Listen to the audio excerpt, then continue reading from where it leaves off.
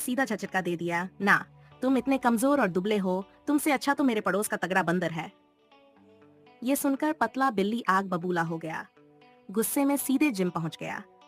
पहले टायर उठाया, फिर रॉड, फिर इतनी मेहनत। अब उसके कदम चलते ही मोहल्ले की बिल्लियां वाह वाह करने लगीं। वो बड़े स्टाइल से उस लड़की के घर पहुंचा, पर वहां देखा कि लड़की की सगाई किसी और से हो रही है। बिल्ली मुस्कुराया और लड़की के मंगेतर के पास जाकर बोला, भाई, पहले तू अपनी होने वाली दुल्हन को संभाल। लड़की शर्म से लाल हो गई और पतला दुबला बिल्ली ने दिल खोलकर हंसते हुए कहा, अब असली हीरो मैं हूँ। एंड में बिल्ली हीरो बन गया